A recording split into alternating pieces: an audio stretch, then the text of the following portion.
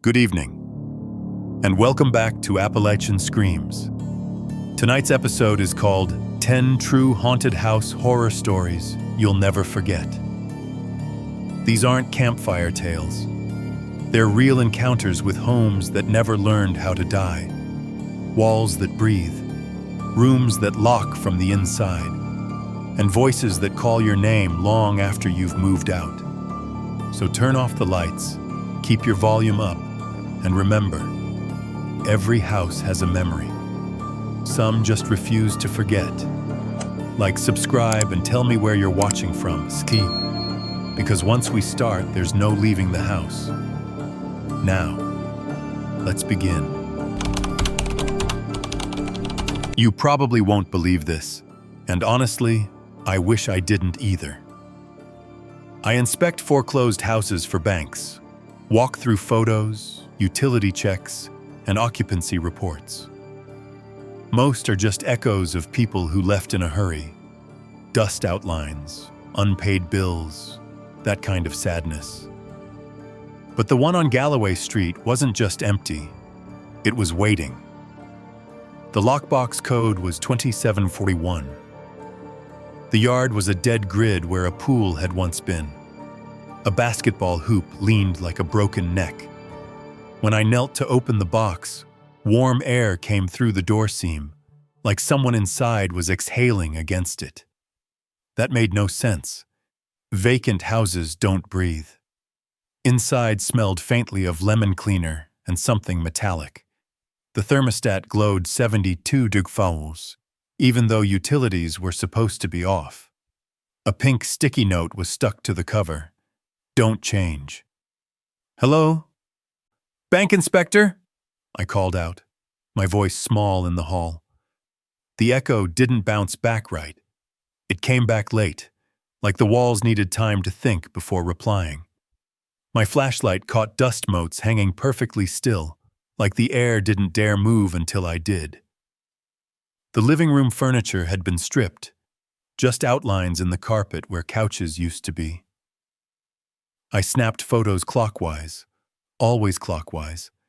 Habit. Documentation. When I passed the big iron vent by the couch, I heard a whisper. Not words. More like breath forced through teeth. It carried heat.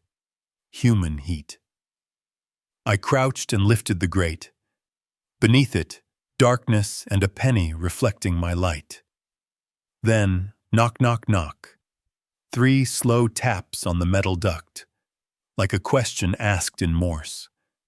I told myself it was a raccoon or settling pipes. Houses have ghosts of noise. But my throat went dry anyway. At the end of the hall, the basement door was sealed shut, from my side, with a single drywall screw. Fresh. Too fresh. I ran my finger over it. Still oily, recently turned. Someone wanted that door closed. In the kitchen, the tap dripped slow. Plip, plip, until I stepped closer, then faster, like a heartbeat startled awake. Another sticky note on the counter, same handwriting. She breathes through the vents. Leave the heat. That's when my stomach flipped. Who she was, I didn't want to know. I took a picture anyway, proof for the file. The photo came out tilted, though my hand had been steady. I did a full loop through the bedrooms. In one, a closet door hung open and a dozen empty hangers rattled together without wind. In another, air came warm and damp from a floor vent. I knelt, listening. A faint hum, then a sigh. Like someone whispering a secret through a straw. My phone buzzed. A text from the asset manager. Need occupancy status ASAP. I typed back occupied? Not sure. But didn't send. Not yet. That's when the vent beside my shoe whispered again. This time it had shape, syllables. Don't. It came out like a dying breath. Please, don't. froze. "Don't what?" I whispered back. Across the house, all the vents sighed at once. Curtains puffed, air shifted, the lemon scent deepened until it tasted metallic. Then they spoke together, dozens of soft exhales forming one sentence that barely existed. "Don't turn it off." I stared at the thermostat glowing steady at $72. The basement screw ticked, once, as if someone pressed it from the other side. I raised my camera for one last photo. My reflection in the hallway frame had its mouth open wider than mine. I hit send on the unsent message. Not sure. The house exhaled sharp, almost angry, like it had caught me telling. The screw in the basement door turned itself a quarter inch, and the warm air that leaked out smelled like someone whispering right into my ear from below. The screw in that basement door had moved. I swear it had. I should have left right then, but logic is a parasite. It tells you ghosts are drafts, whispers are pressure shifts, and fear's just low blood sugar. So I stayed to finish the job. I tried the front door first. The deadbolt, which had worked before, wouldn't budge. It turned halfway, then stopped, like the key hit something soft inside the lock. I checked the sliding back door. The frame flexed, but it was sealed to the track, as if invisible glue held it there. That was new. I told myself wood swells in winter, but the truth tasted stale in my mouth. Fine. Focus. Document. Leave proof. I took interior shots. Flash on. Each time the flash hit, the air shimmered, like dust reacting to breath. In one picture, there was a blur of color between the wall studs. A pink outline, like the sticky notes. Except it looked like it moved between shots. I went back to the thermostat. Still 70. My thumb hovered over the arrow. "Don't change," the note said. I told myself I didn't believe in warnings written in Sharpie, but my hand wouldn't touch the button. I needed to confirm the heat source, so I crouched by a vent and listened. What came out wasn't the hum of a blower. It was slower, deliberate. Inhale, exhale. Then a pause like someone waiting for me to answer. "Hello?" I said. Silence, then a rush of air that sounded exactly like a whispering shh. I forced a nervous laugh. "All right, fine. You win. I'm out." Except I wasn't. I tried the front door again. The key turned this time, but backward. The latch slid deeper into the frame, locking tighter. That's when the lights flickered, not all at once, but one room at a time, like someone was walking through the house flipping them manually. I checked every vent. Each one was warm, not hot, warm like skin temperature. The air didn't smell like gas or metal anymore. It smelled faintly sweet, like old perfume trapped in cloth. I walked the hallway again. The closet door was shut now. I hadn't touched it. The hangers inside clicked once, sharp, synchronized, and stopped. The silence afterward had weight, like the air was listening to my pulse. My phone buzzed again. "Status?" From the manager. I typed vacant, proceeding. My thumb hovered.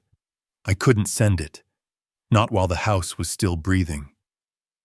I decided to check the basement anyway, just enough to prove to myself it was empty.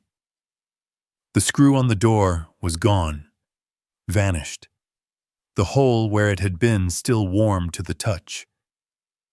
I opened the door an inch. Damp air flowed out, heavier than before. The flashlight beam showed stairs leading down into black. Not shadow black, something thicker. The kind of darkness that has weight. It absorbed the light instead of reflecting it. I took one step closer. The vents around me sighed, all together, soft as prayer. Then a voice rose up through the floorboards, so faint I felt it more than heard it. It's too late to change. Every vent in the house slammed shut with a clang. My ears popped. The temperature dropped a single degree on the thermostat, 71. From the basement, something exhaled, long, hungry, and the number on the thermostat climbed back up to 73 degrees without a single finger touching it. I couldn't look away from the thermostat. 73 to go. The display pulsed faintly, as if syncing with a heartbeat. I backed up until my heel touched the first stair. Warm air pushed from below, steady, rhythmic, like lungs expanding in the dark. "I'm leaving," I said to the house. My voice came back softer, warped, like it passed through someone else's throat first. The basement door was open wider now. The light from my phone barely cut 5 feet before it bent away, swallowed. I could hear the air moving down there, wet, slow, and too close. Each breath came with a faint rattle, like old fabric brushing bone. I took a single step down. The wood felt soft under my shoe, spongy, almost alive. A faint draft slipped between my pant leg and skin, hot enough to prickle sweat. I leaned forward, aiming my light at the bottom. The beam shook, and so did I. Quilts. Dozens of them laid out on the dirt floor like offerings, a plastic bowl half filled with brown water, and spoons, lined in a perfect row beside them, gleaming wetly in the beam. Someone had lived down there, or still was. "Hello?" I called. The air answered by breathing in so sharply, the floorboards creaked beneath my feet. Then a voice came, not from below but through the vents around me. Soft, childlike, almost polite. "Don't let her get cold." I stumbled backward, flashlight jerking. My shoulder hit the wall. The light splashed upward, catching handprints, small ones, the size of a child's, pressed into the paint above the basement frame.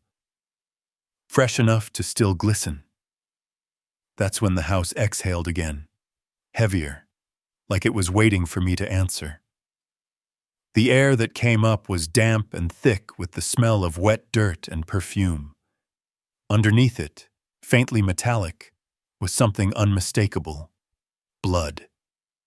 My instincts screamed, "Run!" I bolted toward the front door. The knob turned easily now, almost too easily, like the house wanted to watch me go. Cold air poured in from outside, sharp enough to sting. But as I crossed the threshold, I swear I heard her voice behind me, closer than any vent. "You'll come back. Everyone does." I didn't turn around. I sprinted to my car, slammed the door, and sat shaking with the engine off. My breath fogged the windshield, each puff almost in rhythm with the house behind me. I turned on the heater out of reflex, then froze when warm air started spilling from the dash vents before I'd touched a single control. It smelled like her. My phone pinged. "Upload complete. Job marked as vacant." I stared at it, unable to remember pressing anything. The last photo auto-uploaded from my camera was of the thermostat. It read 72 to Gulf, steady, like nothing had ever changed. Except in the reflection on its screen, there was a woman's face, pale, hair hanging wet over one shoulder, leaning just behind me. Her eyes were open, but her mouth was perfectly still. The next day, the file disappeared from the system. My login still shows the house as pending reassignment. I drove past it once last week. Fresh paint, new owners, a child's tricycle on the porch, a faint shimmer of heat rising from the vents in the siding. They keep it at 72. And sometimes, when I stop at the light down the block, I could swear I hear it again. The soft, even breath of that house keeping itself alive through someone else's lungs. Yesterday, a new work order appeared on my tablet.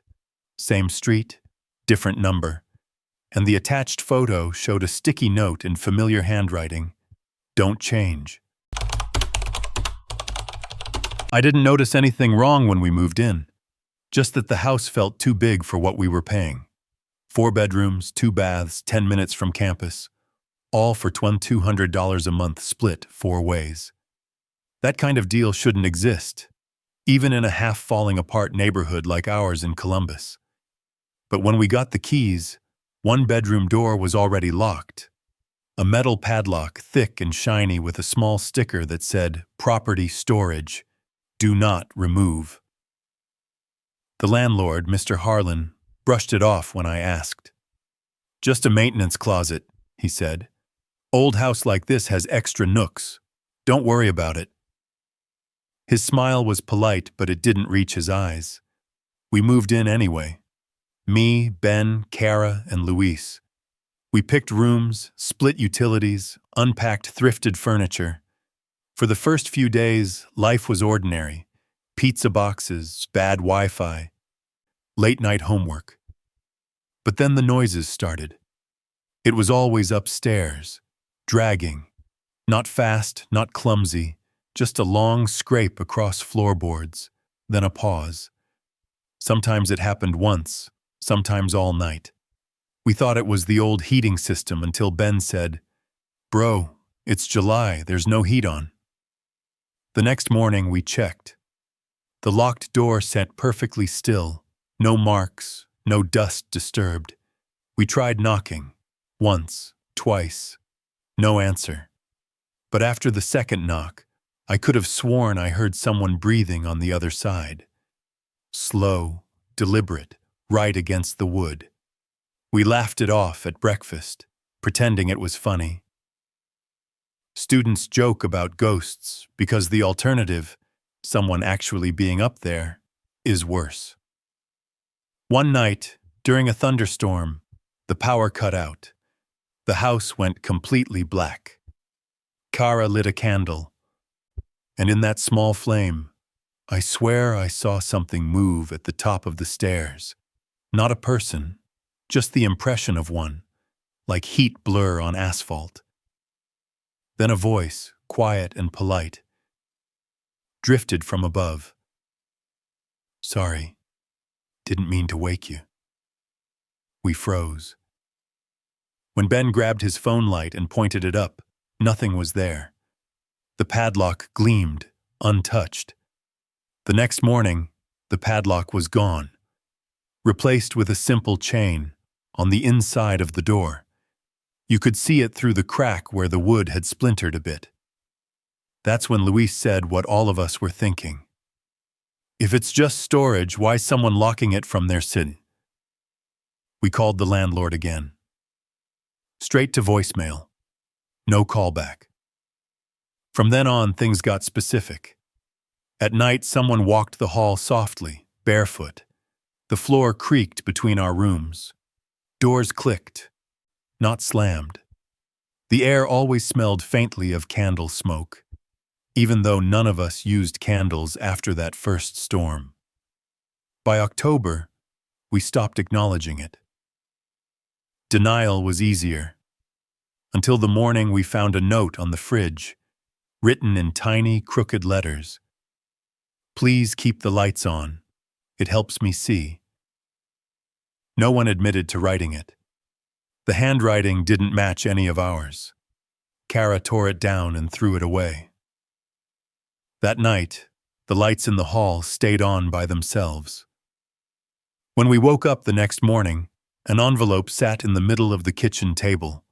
$400 cash, labeled neatly in small handwriting. From the upstairs tenant. The envelope sat on the kitchen table like a dare. 4 crisp hundreds, no note except that single line. From the upstairs tenant. We stared at it for a long time. No one touched it. The air in the kitchen felt thicker, like the house was holding its breath to see what we'd do. Ben laughed first. "Someone's pranking us. It's probably Harlan trying to mess with us." Kara said nothing. She just stared at the ceiling above where the fourth room sat. The house was quiet in that heavy, waiting way. I finally took the envelope and shoved it into a drawer. "Forget it," I said. "Let's just not talk about it." We didn't. For a few days, anyway. But after that morning, little things started changing. The fridge magnets rearranged themselves into words, small, childish phrases like hello and thank you. We joked about sleepwalking, but then one night, I woke up to the faint smell of candles again. I followed it to the hallway. The fourth door, locked, chained, was glowing from the inside. Candlelight leaking through the crack at the floor. I crouched. The light flickered. I could see shadows moving, slow, almost rhythmic, like someone pacing. Then the faintest sound came through the keyhole. A woman humming. A lullaby, maybe. Or just nonsense melody. It was beautiful and horribly wrong, like hearing a familiar song through a broken speaker. I knocked once. The humming stopped. Then a soft whisper. "You shouldn't be up." Every hair on my arm lifted. I stumbled back and went to my room, trying to convince myself I was half asleep. The next morning, Kara's door was open. Her bed was made, backpack gone. We assumed she went to class early, but she didn't show up all day. By evening, we started calling her phone, straight to voicemail. That night, Ben went upstairs and banged on the locked door. "If you're in there..." "I'm calling the cops!" he yelled. Nothing. Then the door knocked back. Just once. Deep. Solid. We froze. Luis whispered, "That wasn't the wall." Ben's hand shook so bad he dropped his phone. When he bent to pick it up, the chain inside the door rattled, slow, like someone was brushing their fingers along it. We didn't call the cops. We didn't even talk about it. None of us could explain what we'd say if they showed up. "Hi, officer. Our ghost paid rent?" 2 nights later, Kara's bedroom light turned on. Her window was open, curtains fluttering. We ran in, but the room was empty. Only her phone sat on the bed, flashlight still on. It was recording. I picked it up. The video was black but captured sound, soft humming, the same lullaby I'd heard through the door. Then a faint woman's voice near the mic. "She can stay now. We have 4. I dropped the phone. The next morning, all 4 bedroom doors, including the locked one, stood wide open, and Kara's shoes were lined neatly just inside the 4th room. We didn't sleep that night. No one spoke about Kara's shoes in the 4th room, but every few minutes, one of us would glance up the stairs just to make sure the door hadn't moved again. By sunrise, Ben said, "We need to call the cops." Luis shook his head. "And tell them what? That the ghost who pays rent kidnapped our friend?" When I finally got the courage to go up, the 4th room stood open wide. The air smelled faintly of wax and damp cloth. It was normal. Too normal. A twin bed, neatly made. A desk with an old lamp. Candles burned low on every corner, wax spilling like veins. And in the center, a stack of envelopes, 4 of them, each marked with a name. Mine, Ben's, Luis's, Kara's. Inside each, $400 in cash. On Kara's envelope, someone had written "paid in full." Ben swore and stormed out. "I'm done. I don't care about the lease. I'm moving." Luis followed, muttering prayers. I stayed, because something about the room didn't want to let me go. The air was heavy, charged, like it remembered how to breathe. I looked around and saw that the wallpaper was torn near the bedpost. Beneath it, pencil marks, old ones, read, 4 tenants, always 4. Something about the handwriting made my stomach twist. It was shaky but familiar. I pulled out my phone and scrolled through old photos of Kara's notes and classwork. The loops of her letters were identical. Kara had written that, which meant she'd been here before. Footsteps creaked behind me. I turned. No one. But the lamp on the desk flickered on by itself, spilling soft yellow light across the wallpaper. Beneath another torn patch, a message revealed itself in faint red. When one leaves, one must stay.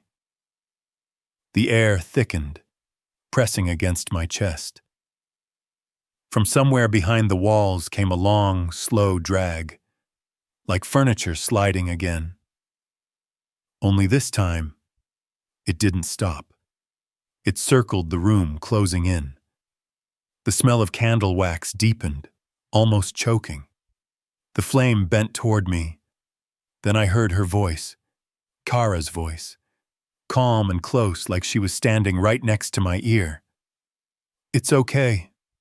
I didn't mean to leave you out. The door slammed. Candles snuffed out.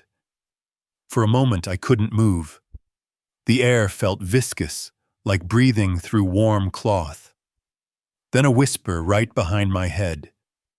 Now it's even again. I don't remember running. 1 second, I was in that darkness. The next, I was outside on the porch, gasping, morning sun bleeding through clouds. Ben and Luis were gone. Their cars, too. I called them both. Straight to voicemail. I moved out that afternoon. I didn't take anything but my backpack and phone. The landlord never answered my calls. 2 weeks later, the property listing went back online. 4 bedrooms, 2 baths, move-in ready. The photos showed all 4 rooms. And in one of them, room 4, I could see Kara standing near the bed, smiling faintly, holding a stack of envelopes. Next to her was me, both of us looking right at the camera. The listing's newest photo went up yesterday.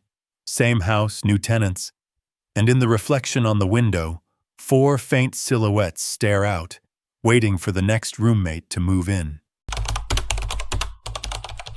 You probably won't believe this, but not all smoke has a source. I've been a volunteer firefighter for 8 years in a farm town west of Dayton. We handle grass fires, barn blazes, kitchen accidents, small stuff. But the night we got the call to County Road 14, it was different. Dispatch said, structure fire, possible occupants, smoke visible. We rolled out in engine 3 just after midnight. I remember the air being still, no wind, the stars like pinholes in wet paper. When we turned down that road, we saw the house. An old 2-story farmhouse, maybe 100 years old. Smoke billowed from the windows, thick and white. But no orange glow, no crackle, just smoke. Could be a smolder, Captain said. I nodded, grabbed my mask, and we advanced. The porch steps groaned as we went up. The door wasn't hot, which made no sense. Smoke poured around the frame like steam escaping a kettle. Captain gave me a look. You ready? We kicked it in. The smoke inside was dense, hanging like fog with nowhere to go. My helmet light barely cut 5 feet. The strangest thing, no heat. You can feel heat before you see flame, but this air was cold, freezing even. My breath fogged up the inside of my mask. Basement fire? I shouted. Captain shook his head. The floorboards were cool under our boots. No flame sound, no popping, no crackling. Just a low sigh moving through the smoke, like the house exhaled every time we took a step.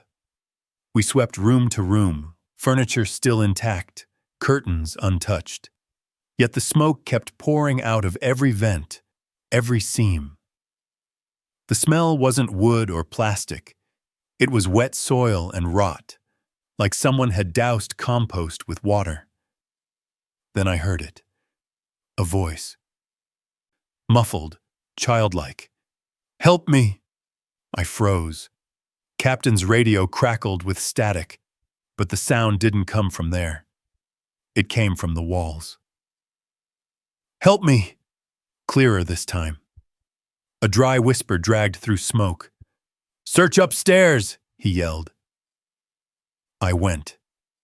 Each step creaked under my boots like ribs cracking. The upstairs hallway was worse.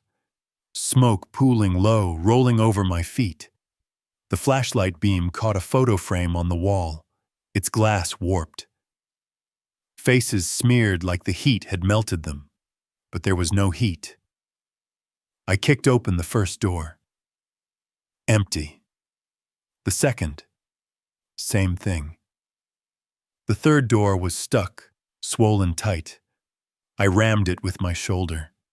When it finally gave, a wave of cold air hit me so hard I shivered inside my turnout gear. The room looked like someone had been sleeping there last night. Covers pulled back, toys on the floor. And in the middle of the bed, a perfect circle of black soot. No burn marks on the sheets. Just soot. I radioed down. "Cap, I found the source. No visible flame." Before he could answer, the soot on the bed shifted, like it inhaled. The next second, all the smoke in the house surged toward that room, as if the whole house was trying to fill a single pair of lungs. The moment the soot inhaled, the whole house came alive. The smoke we'd been wading through turned into a river, all of it flowing toward the upstairs bedroom. It moved with intent, twisting around our boots, pulling at our sleeves. I'd seen flashovers, backdrafts, smoke explosions, but smoke doesn't move on its own. This did. "Ventilation!" Captain shouted. "Get windows!" I swung my axe at the glass. Nothing. Not even a crack. The pane stayed whole, empty. The reflections smeared like oil. Behind it, the outside world looked pale and unreachable. The noise in my ears wasn't the SCBA hiss anymore. It was breathing. Long, patient, coming from the house itself. We backed into the hall. My radio spat static, then words I didn't key. "Leave her alone." I looked at Captain. He shook his head, confused, fingered his earpiece. "You hear that?" Before I could answer, something knocked from inside the wall, slow, rhythmic, like a heartbeat. Boom, boom, boom, plaster dust rained down on our helmets. The smell changed, wet soil again, mixed with the metallic tang of blood. We needed to clear out. But as we turned, the stairwell filled with smoke, solid as a curtain. A silhouette stood at the top, small, child-sized, unmoving. The helmet light hit it and scattered. No body, just the outline of one drawn in thick, living smoke. "Cap," I whispered. The figure tilted its head. The soot on the bed behind it rose in tendrils, reaching toward the ceiling, trying to touch it.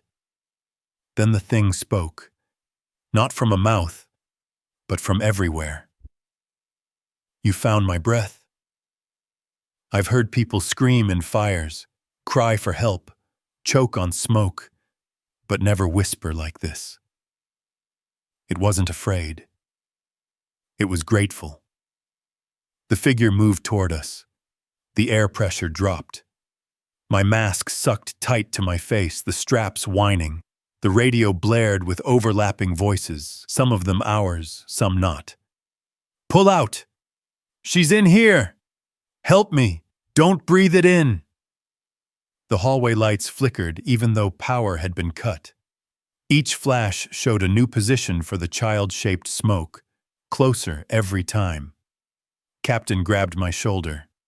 "We're out! Now!" We barreled down the stairs, half blind.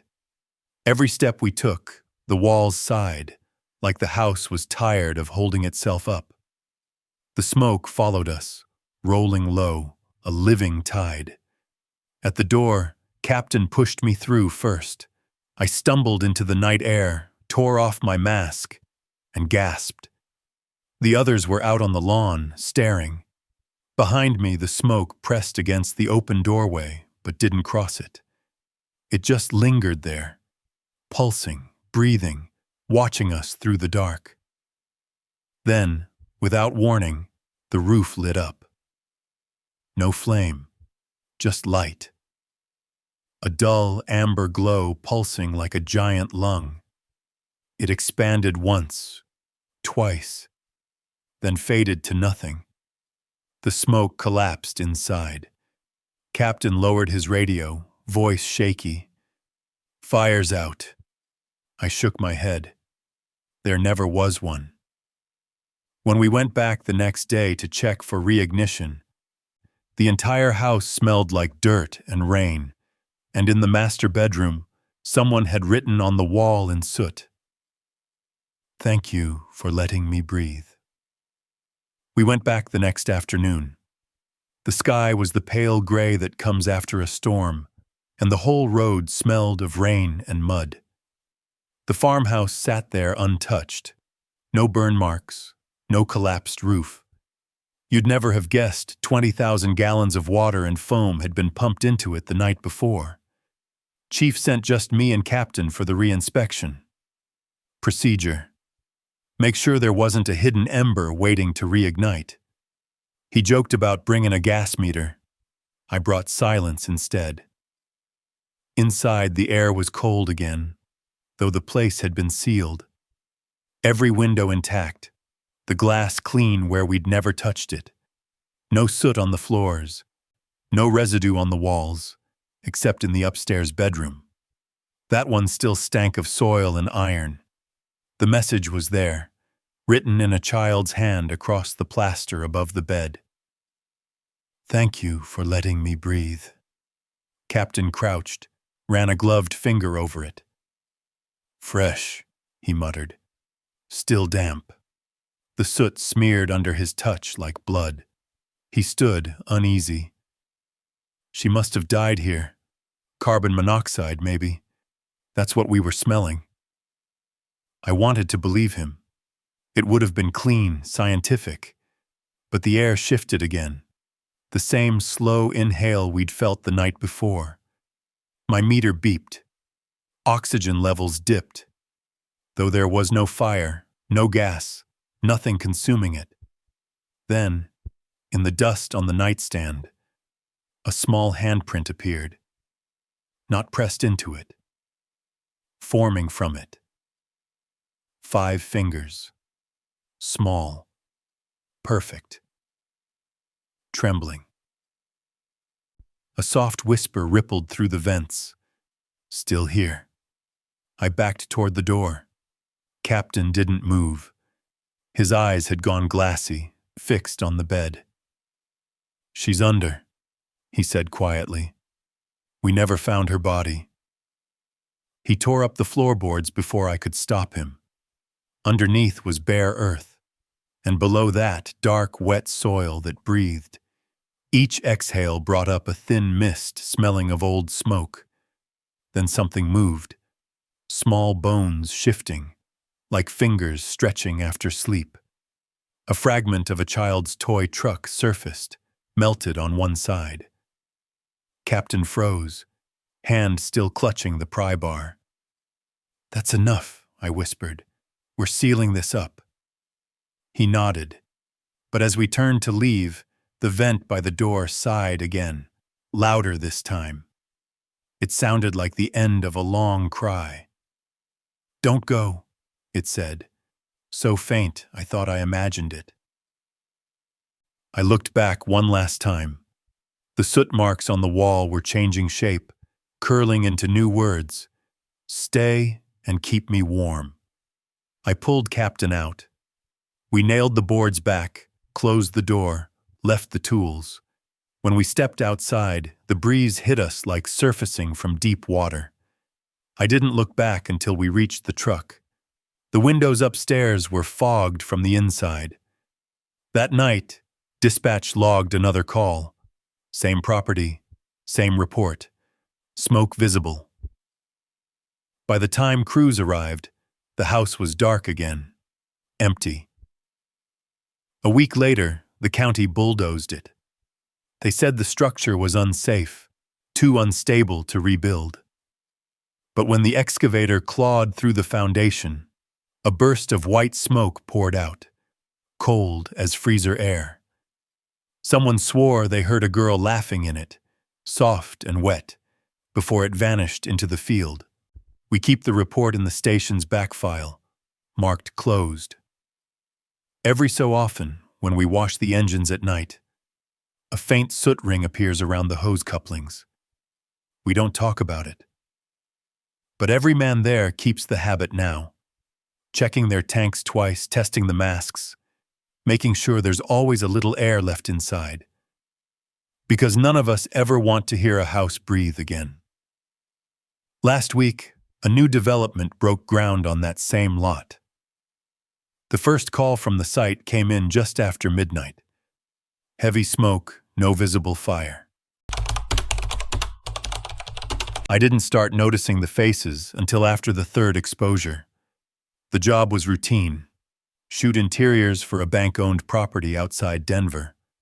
One of those cookie-cutter homes sitting at the edge of new construction and nowhere. The agent wanted bright, airy, natural light.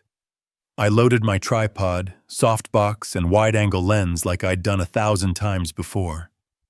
The house looked perfect. Fresh paint, new carpet, that hollow smell of staging spray meant to smell like lemons. Except the air was colder than outside, the kind of cold that feels wet behind your teeth. I shrugged it off. Real estate photography pays by the square foot, not the ghost story. I started with the living room. Everything lined up fine. The sofa angled toward a blank wall, a vase of fake orchids catching window light. My first shot was fine. The second looked normal, but when I checked the third, there was a faint distortion in the window reflection. Two blurred shapes standing outside, shoulder to shoulder. I turned. Empty porch. The glass was clean, no smudges. I cleaned the lens, reshot. Gone. When I moved to the kitchen, the feeling followed me, like air shifting against my back. Every photo had something off. Cabinet doors tilted a few degrees between shots, chairs not where I'd left them. The metadata timestamp said 4 seconds apart. Nothing could have moved that fast, that quiet. Halfway through the upstairs hallway, I noticed the sound, like a camera shutter, soft and rapid, but not mine. I paused. It came from the bedroom at the end. Door half open, staging light spilling through. I leaned in. The room was spotless. On the dresser sat a Polaroid camera, yellowed and dusty. A fresh photo was still sliding out. I watched it develop. Slow gray smudges that hardened into an image of me, standing right where I was. That was when my flash unit went off on its own, blinding white. When I blinked the after-image away, the Polaroid was gone. Only a faint rectangle of dust remained where it had been. I told myself it was a prank, maybe an agent messing with me. I walked back toward the stairs. On the wall, a row of framed stock photos, families smiling in kitchens. Except the faces had changed. Each frame now held the same picture. The living room I'd just photographed, with a new figure standing in the corner. My size, my build, blurry, but wearing my jacket. The hallway light flickered. My camera clicked once more on its own. The LCD preview glowed. Another photo, one I hadn't taken. The shot was of the upstairs hall from behind me, and in the corner of the frame, a pale hand reaching for my shoulder. I turned. Nothing. Just empty air and the soft hum of staged silence. I packed up fast. Outside, sunlight felt wrong, too flat. I looked back once. In the window above the porch, two reflections looked down, standing exactly shoulder to shoulder. When I uploaded the photos that night, every single one had a fifth face in it, mine, staring from inside the house I'd already left. When I got home, I dumped the SD card like always. Workflow keeps me sane. Rename, backup, color correct, upload. But that night, Lightroom behaved like it had opinions. It lagged, glitched, flickered black between previews.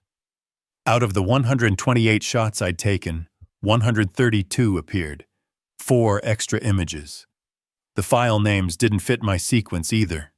No timestamps, just labels like room1return.jpg and eyes2final.jpg. My stomach sank. Corrupted data happens, sure, but this was deliberate. Whoever added them knew my naming format. I opened the first one. It looked like my wide shot of the kitchen, but darker. The countertops smeared with motion blur, chairs pulled out. On the left edge behind the counter, a human shape stood half in shadow. The pixels around it broke into static, like interference, but its outline was mine. Tripod strap, vest, camera in hand. I stared at the screen until the monitor's reflection showed my own face. And for a heartbeat, I wasn't sure which version was moving. I closed the laptop and told myself I'd sleep. 2 a.m., the phone buzzed. An unknown number texted, "New listing ready for edits?" The preview thumbnail was a photo of my living room. Same tripod angle, same lighting, but I hadn't taken it. On the couch sat someone wearing my jacket, face turned away. I deleted the message, powered the phone off, and still felt the air move behind me. The next morning, I drove back to the Adra Habutre on Hillview. The property sign was gone. The front door hung open. Inside, everything looked slightly rearranged. The vase of orchids was smashed, petals scattered, but there wasn't a single footprint in the dust. I found my reflection again, this time in a framed photo by the stairs. It showed me walking into the house with my gear, background blurred like a motion capture still. Someone had been documenting me from inside. Then I heard the shutter click again. Not my DSLR. The sound came from upstairs. I climbed carefully, heart trying to match the rhythm of each click. The master bedroom door was half open, light pulsing faintly inside. On the bed sat the old Polaroid camera I'd seen before. A fresh photo slid out, curling as it developed. I forced myself to look. The image showed the same room, empty, except for a faint haze on the floor, shaped like a person kneeling, head bowed. I blinked, and the shape in the print lifted its head. The movement wasn't optical illusion. The photo changed, pixel by pixel, until it was looking directly at me. I dropped it. The camera clicked again, all on its own. A second photo spit out, fluttering to the floor. This one wasn't blank. It showed me, crouched down, picking up the first picture. Somewhere in the house, a door shut softly. The air shifted. No draft, no window open, just pressure, the kind that fills your ears before thunder. Then the Polaroid in my hand grew warm. The face in it smiled, gently, almost relieved. When I looked up, the bed was empty, but the lens cap from my camera sat neatly in the center of the comforter. I hadn't lost it. Someone had taken it off for me. As I ran for the door, my DSLR shutter fired behind me, rapid bursts. When I checked later, every frame showed me leaving, and in the final shot, the house was smiling. I didn't go back for 2 weeks. By then, I'd convinced myself the files were just glitches, some corrupted metadata trick my tired brain had turned into ghosts. But the job didn't end. Photos kept reappearing in my uploads, even after formatting my SD cards. Clients started calling. Why is the photographer in every shot? Did you mean to include yourself in the mirrors? Who's the man behind the window? I didn't know what to tell them. Every image looked perfect, crisp, balanced light. But somewhere, always, there I was, half visible in a reflection, or blurred in the distance, holding a camera I wasn't carrying that day. I stopped shooting for a while. Then, one morning, a new email came through with no sender. Subject: Revisions completed. Attachment: Hillview Final Gallery. Zip. My chest tightened. I clicked before I could stop myself. The first photo was the living room, same one I'd taken, but different. There were people in it now, not shadows, actual families, staged perfectly, smiling like stock images. But their faces weren't random. They were people I knew, old clients, co-workers, one of my instructors from photography school, all staring at me from the frames, mouths stretched just slightly too wide. The next image was of me, standing outside the Hillview house, camera raised. But here's the thing. I wasn't taking a picture. I was being photographed, from inside the house, through the window. I unplugged my modem, threw the laptop shut, and left it. But the problem didn't stay digital. When I passed a mirror, the reflection was delayed, half a second slow, like the image was buffering. In that lag, I could see the house behind me, faint and gray, its windows bright. I stopped looking after that. That night, my printer started whirring on its own. I don't even print anymore. It spat out glossy photo paper, one sheet at a time, each image a little darker than the last.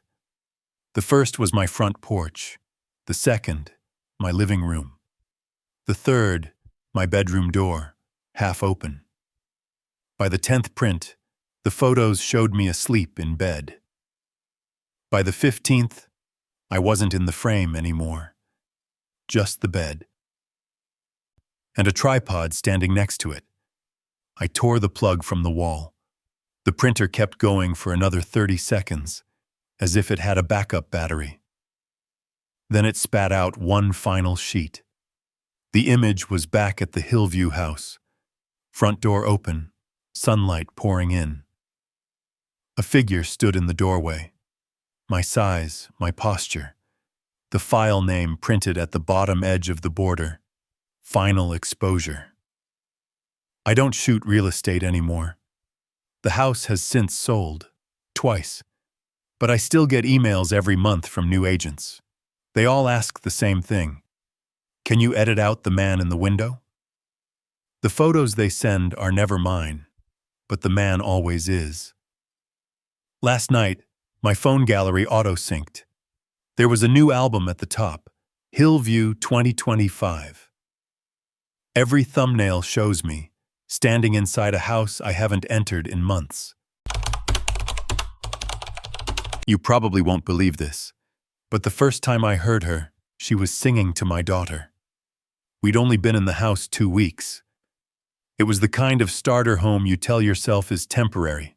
Small, beige, safe. 2 bedrooms, 1 bath, cheap mortgage. After years of apartment walls and rent hikes, it felt like a miracle. The realtor called it turnkey. The neighbors called it the old Rayner place. Everyone else just smiled a little too politely when I mentioned the address.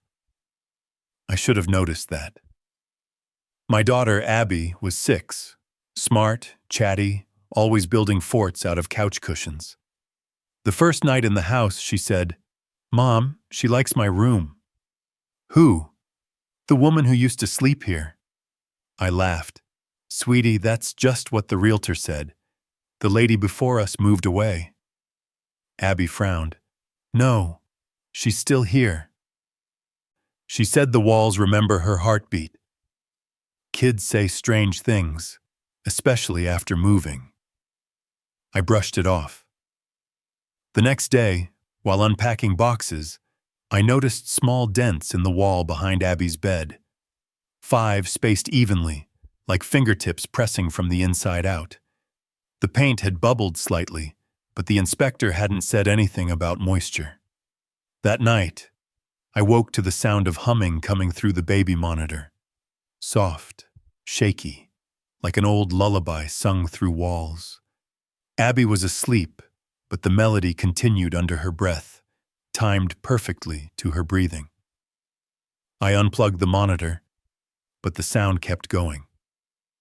The next morning, the thermostat read 72 degrees, though I'd set it to 68. Same as before. The air was thick and warm, and Abby's room smelled faintly like floral perfume.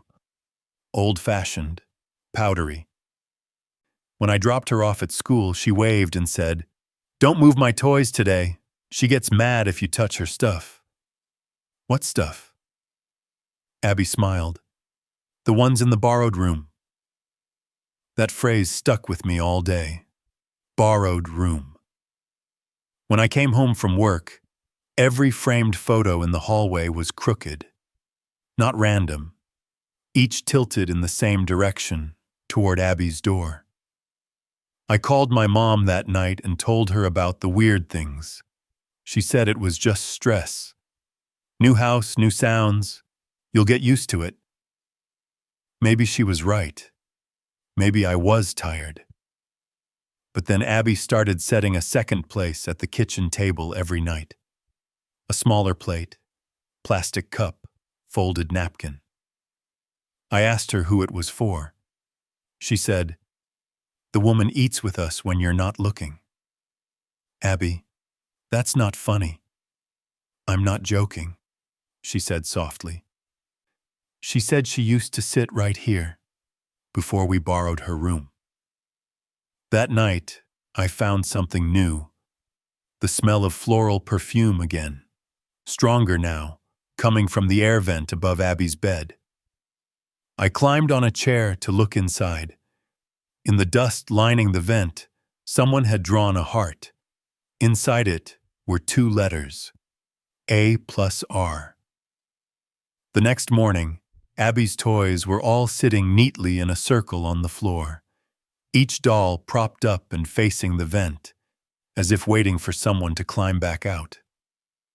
The night after I found the heart in the vent, Abby stopped sleeping through. Every few hours she'd cry out. Just a small sound, the kind kids make when they're half inside a dream.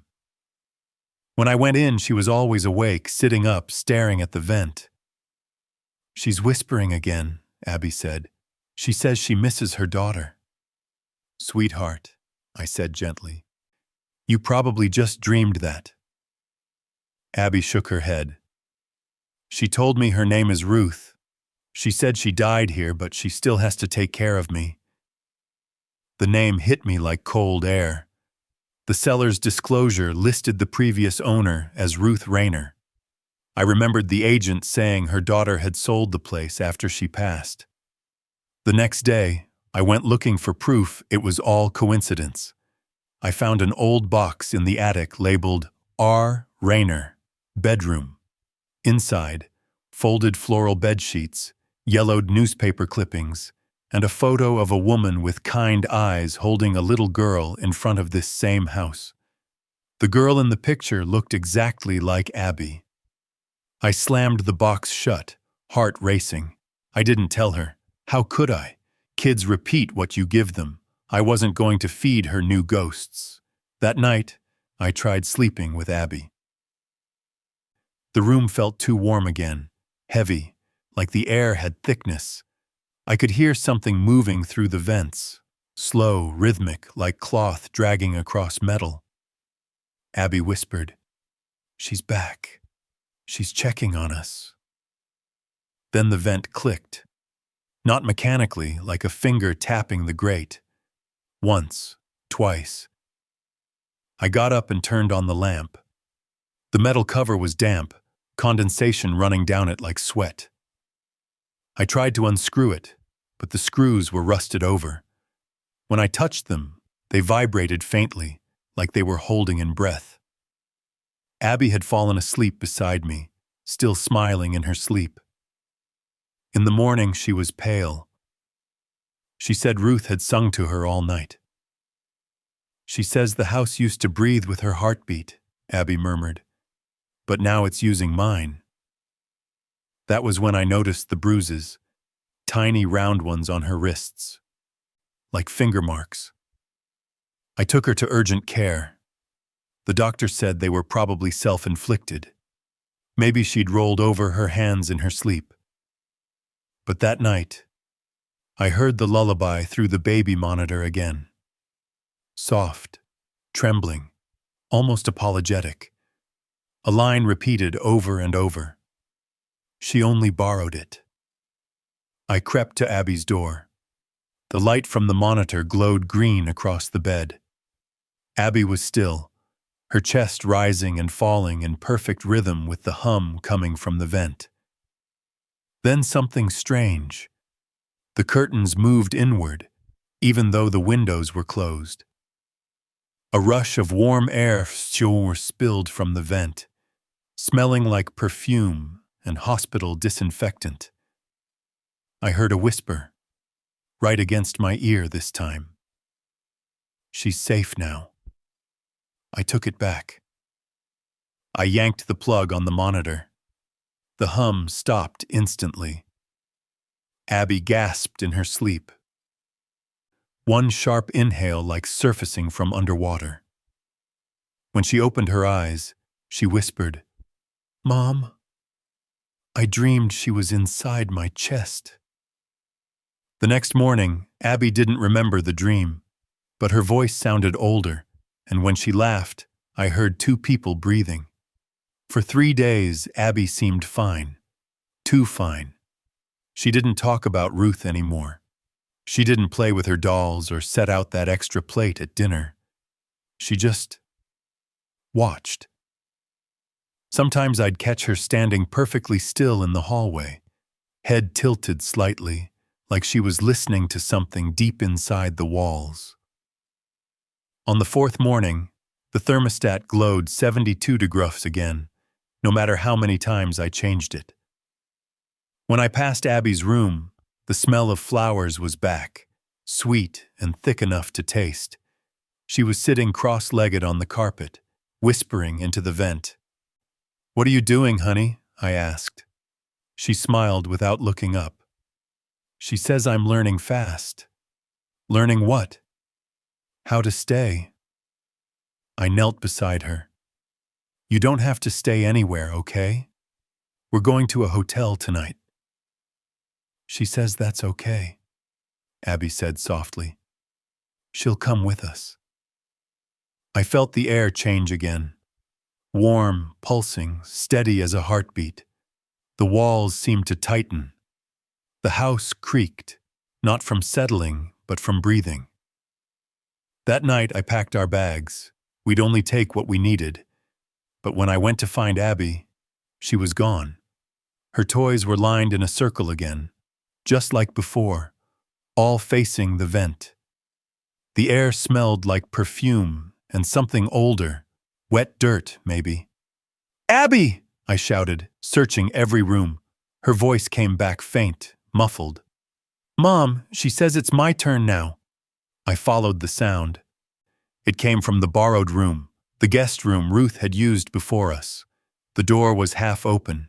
Inside, the walls shimmered with condensation, as if someone had exhaled against every surface for hours. The vent on the far wall rattled, metal flexing like lungs.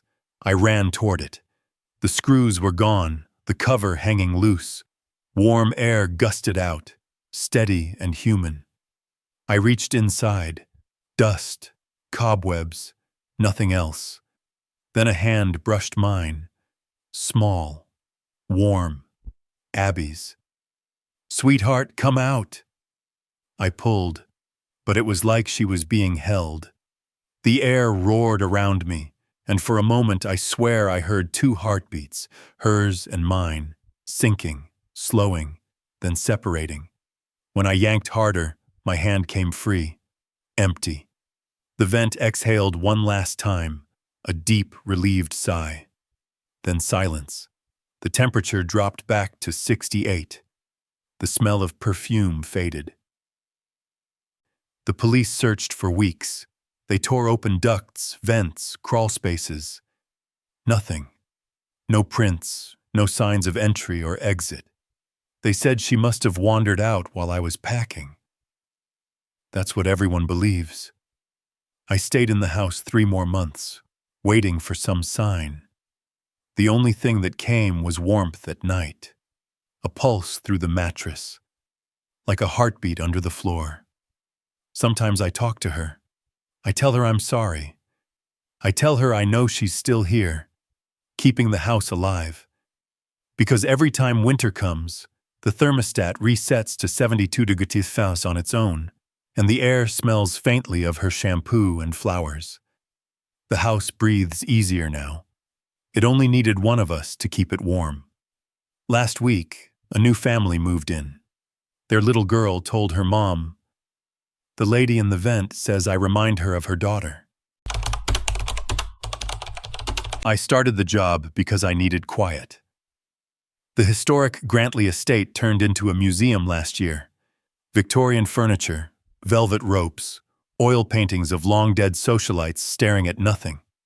They hired me for night security. One man, 12 hours, a radio that never worked right. It wasn't bad work. I made rounds every hour, logged entries in a binder, and listened to the building settle.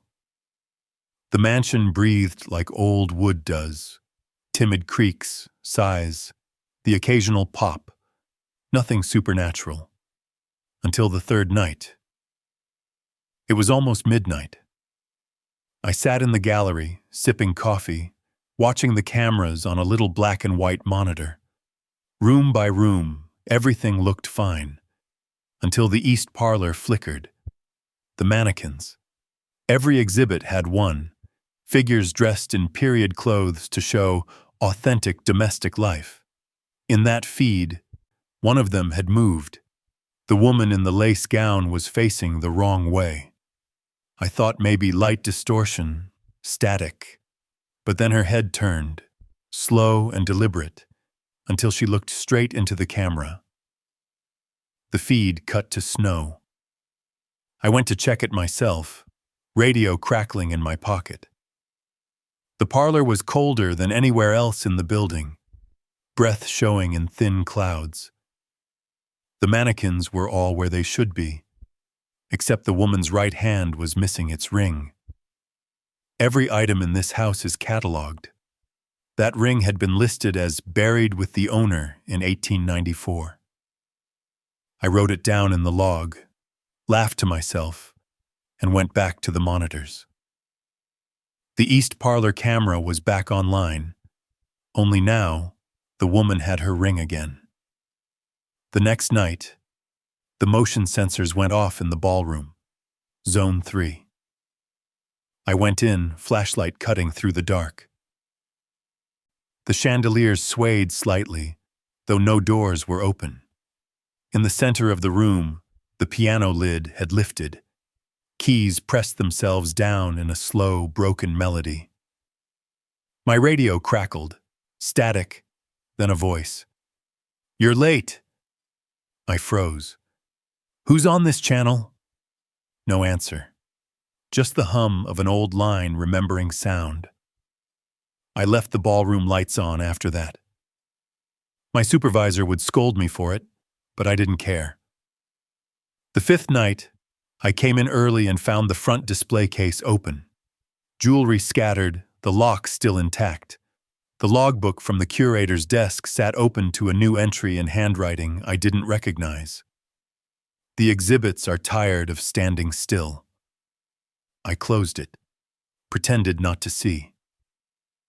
But that night, while doing my 2 a.m. round, the fire alarm tripped for 3 seconds. Long enough for the lights to flicker, and for me to see every mannequin head in the West Hall turn toward me at once. The alarm stopped. They didn't move again. I filed a report like it was a power surge. I should have quit. But the museum was quiet. The kind of quiet that gets into your bones. I told myself I imagined it. That's what you do when you need a paycheck more than sleep. At 3:14 a.m., the radio came alive again. Only this time, it wasn't static. It was the voice of a woman softly humming through every speaker, and when I checked the monitors, none of the cameras showed me anywhere in the building. The humming wouldn't stop. It was soft, almost kind, the kind of tune that gets stuck in your head, something like a lullaby, something older than the walls. It came through the building's intercom, even though the PA system had been dead since the renovation started. I tried tracing it. Zone by zone, room by room, flashlight shaking just enough to make me hate myself for it. The sound grew louder near the curator's office. The door was supposed to stay locked after hours. The key hung on the pegboard in the security room, but when I reached for it, the hook was empty. I found the door standing open anyway. The curator's desk was cluttered with papers, yellowed and curling. On top sat the logbook I'd seen the night before, flipped to a new page. The same unfamiliar handwriting filled it. Inventory restored, positions corrected, attendance compliant. I didn't touch it. I just backed out. The lights flickered again, once. Then the overheads dimmed, every bulb bleeding to a sickly amber like gaslight. The museum's power grid couldn't do that. My radio crackled, static. Then a woman's voice, clear and calm. "You shouldn't move the displays after dark." I froze. "Who is this?" The reply came slow, deliberate. "The collection knows its keeper." I bolted for the east parlor. The mannequins stood as before, but something was wrong with the floor. Footprints in the dust that hadn't been there, shaped like bare feet. I followed them down the hall to the servants' quarters exhibit. That door was chained off with velvet rope and a sign, "Restoration in progress." The rope lay cut. The door hung open. Inside, the mannequins were all gone. I turned slowly, scanning the corners. The faintest movement, skirts rustling, wood flexing under weight. Something darted through the shadow of the next hallway. I caught a glimpse of a lace hem brushing the floor. Then the smell hit. Old perfume, dust, and the sour rot of wet silk. I leveled my flashlight. In its beam, the mannequins stood clustered at the far end of the corridor. Every porcelain face turned toward me. A faint shimmer glowed at their joints, like candlelight under their skin. The woman in the white gown stepped forward. Her glass eyes caught the light and flashed. Her mouth wasn't carved to open, but I heard her speak all the same. "The house remembers service." My knees went weak. "This isn't your house anymore," I whispered.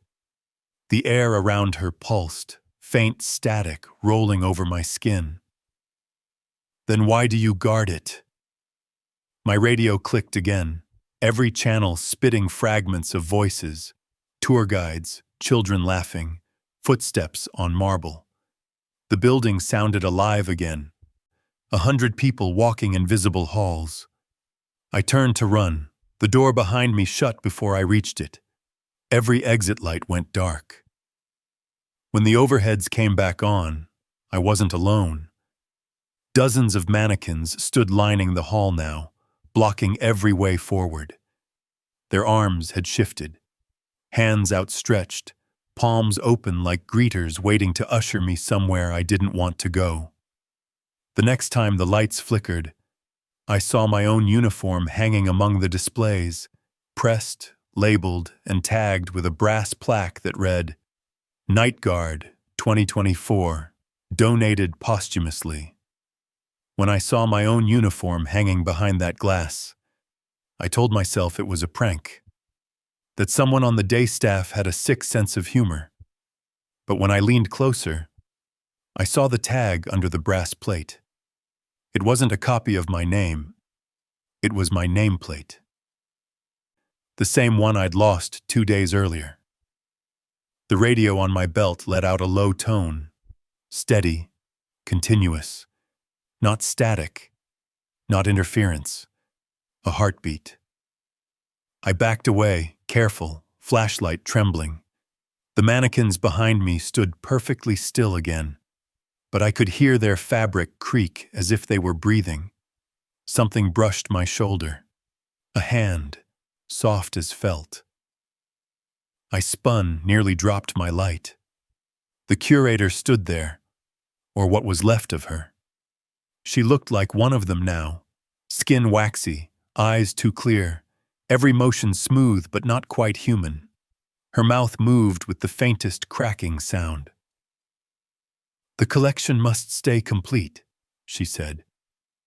"I'm not part of it," I whispered. "You already were. You walked the halls. You memorized the routes. You kept the house breathing." Her voice echoed from every speaker again.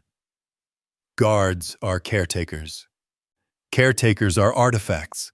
Artifacts are preserved." Behind me, the mannequins began to step forward. Not in sync, not alive exactly, but correcting their placement, the way a display might be adjusted. One reached for my flashlight. Another held out a glass hand, waiting for mine. I ran.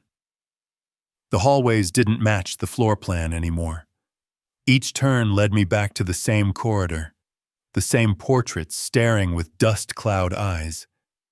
The power breaker door was nailed shut. My key didn't fit any lock. My reflection caught in one of the glass displays. I froze. Inside the case, I was standing differently, shoulders squared, head tilted slightly down, like a museum figure posed for watchful authority. Behind the reflection, I could see the uniform, my uniform. The plaque below it read, "On duty, eternal vigilance." I slammed my fist into the glass. It didn't crack.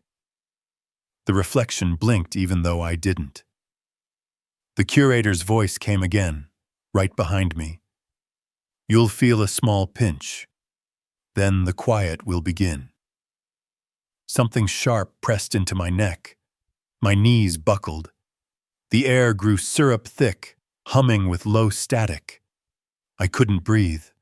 My hands moved on their own, folding neatly at my waist, posture straightening. She whispered, "There now, perfect." The world narrowed to the rhythmic click of heels and the faint smell of varnish. The last thing I saw before everything froze was the reflection, my face already dulling to wax. My eyes fixed open, glass replacing glass. Now the museum opens at 10 every morning. Visitors walk past my case and never notice. Sometimes the kids tap the glass, and the vibration shivers through what's left of me. They think it's just the air conditioner. At night, I still make rounds. At least that's what it feels like. Every creak of the floor, every flicker of light. It's me, still walking, still guarding, still part of the collection. I was supposed to protect the house. Instead, it kept me. The museum's brochure now lists a new feature: night security exhibit. Realism so convincing you'll swear he's alive. I swear I didn't list a third floor. When I bought the Victorian on Maple Street, it was just a way to make ends meet. 2 stories, 5 rooms, creaky floors, plenty of charm. I fixed up 3 bedrooms for Airbnb, took nice photos, priced them fair. Guests loved it. Great reviews, quiet neighborhood, cozy historical vibe. Then came the first weird review. The 3rd floor blue room was perfect, cozy and quiet. Best sleep I've had in years. I thought it was a mistake. I messaged the guest, polite and confused. "Hi, just checking. You mentioned a blue room? We don't have a 3rd floor." She replied 10 minutes later, "Oh, sorry. I must have misunderstood. Thanks again for being such a great host." I didn't think much of it, until the next guest mentioned it too.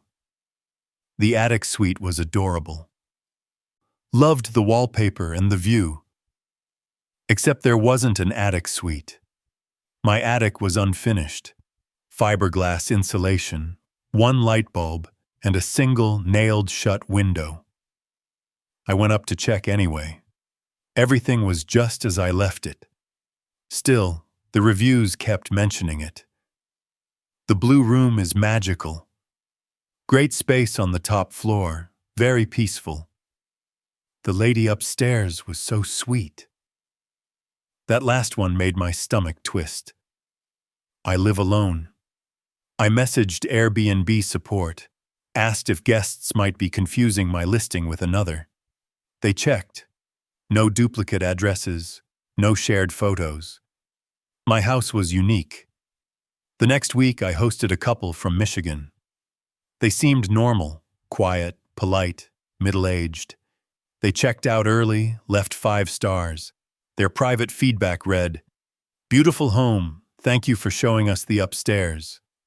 We loved the blue room and the woman who told us its story." I didn't show them anything upstairs. I didn't tell any stories. I started checking my doorbell camera every night. Sometimes around 2 or 3 a.m., it caught faint light flickering behind the attic window, like candlelight. But when I climbed up the next morning, there was no candle, no wax, no smell of smoke. Then came a booking request from a user named BlueGuest2. Profile picture. Blank gray circle. No reviews. Joined yesterday. Message. "I'd like to stay in the blue room, please. The others don't feel right." Something about that line. It felt familiar. I declined the booking. 10 minutes later, a new reservation came in from a different account, but same message word for word. That night, I heard footsteps above my room. Slow, deliberate, the old wood groaning under them. The attic light bulb flicked on by itself. I saw it glow through the ceiling vent. I went up with a flashlight, hands shaking. The hatch creaked open. The air smelled faintly of lavender and candle wax. And for the first time, the light wasn't from my bulb. It was coming from behind the insulation wall, through a crack that wasn't there before. Soft, blue light. When I peeled the insulation back, I found wallpaper, faded blue with tiny white flowers, and a door handle that shouldn't exist inside my attic. I stared at that door for a long time. Old brass handle, paint peeling, faint draft breathing through the crack. I couldn't remember ever seeing it, and I'd spent hours up there cleaning when I moved in. When I touched the handle, the metal was warm. The door opened an inch on its own, just enough for a thin line of blue light to spill across the attic floor. I caught a whiff of lavender and something older, like burning wax and old fabric. My flashlight sputtered out. Inside, the air was still and bright. Not electric light, something softer. The room beyond looked finished. Wood floors polished, lace curtains, pale wallpaper covered in tiny flowers. A rocking chair in the corner swayed once, slowly, like someone had just stood up. And on the dresser sat a guest book. It looked like the one I keep downstairs for visitors. Same blue leather cover. The first page had my handwriting. "Welcome to Maple House. Please sign your name." But the next pages weren't mine. They were full of names I didn't recognize. Hundreds of them. Each one followed by 5 neat stars. Some had comments. "Lovely stay. Thank you for the story. Hope she rests soon." I heard a floorboard groan behind me. A woman stood in the doorway. Gray hair tied back, long blue dress faded nearly white. Her smile was small, polite, tired. "I didn't mean to startle you," she said softly. "You've been such a generous host." I opened my mouth, but no sound came out. She looked around the room, hands folded like she was checking her own housekeeping. "They like the blue," she said. "It keeps them calm. I hope you'll keep it the same." My brain latched onto the stupidest thing possible. "Are you with Airbnb?" Her smile widened. "In a way." When I blinked, she was gone. The rocking chair swayed again, slow and steady. I backed out of the room and shut the door. The latch clicked on its own. When I got back downstairs, I checked the listing. The title had changed. "Historic Maple House, Blue Room Available." A new gallery photo showed the upstairs bedroom I'd just seen. Perfectly lit, my name still listed as the host. The next day, a guest messaged me to confirm check-in. I hadn't accepted any booking. When I told him there must be an error, he sent me a photo of the confirmation email. The address was mine. The contact name was mine. He arrived anyway. Young couple, smiling, dragging suitcases up the steps. "We're so excited to stay in the blue room," the woman said. "The lady upstairs said you'd leave it open for us." I froze. "What lady?" She blinked. "Your mother, I think?" I don't have a mother. When I looked at the listing again that night, the blue room was marked as occupied. The couple never came downstairs again. The following morning, their 5-star review appeared, time-stamped at 3:12 a.m., with a single comment. "She told us not to lock the door, so the next guests can find their way in." I should have shut the whole listing down. Instead, I told myself it was just some online glitch, maybe a cloned page, maybe a scam. I emailed Airbnb support 3 times. Every response said the same thing. "Your listing is verified and active. Removing it will affect your host reliability rating." But I couldn't delete it. Every time I tried, the button grayed out, replaced by a message, "Room currently occupied." After the couple checked out, I went upstairs again. The attic door was gone. Just insulation and drywall, seamless. No handle, no crack, no blue light. I tore half the wall open and found nothing. No extra space, no hidden room. Yet the smell of lavender still lingered. I stopped hosting after that. I took my page offline, or so I thought. But guests kept arriving. Each one swore they'd booked the blue room directly through me. They showed confirmations, photos, and receipts with my signature. One woman showed me a selfie she'd taken inside. It stopped me cold. The background was that same floral wallpaper, that same blue hue. But she wasn't alone. A figure in a pale dress stood behind her, smiling faintly at the camera. That night, I slept in the living room. Around 2:30 a.m., my phone buzzed. New message. Thank you for your hospitality. It came from my own account. The next morning, I went to unplug the router. The screen on my phone flickered before I could reach it. The Airbnb app opened on its own, my host dashboard. It showed a new reservation. Check in tonight, 3:00 a.m., Blue Room. There was a profile photo attached. It was me. I went upstairs one last time. The attic light was on again, steady blue leaking through a fine crack in the ceiling. When I pushed the hatch open, the smell hit me first. Wax, flowers, and something warm, like old breath caught in fabric. The door was back, wide open this time. Inside, everything was pristine. The rocking chair swayed gently, and the guest book lay waiting on the dresser. I opened it. The newest entry read, "Host has checked in." My handwriting.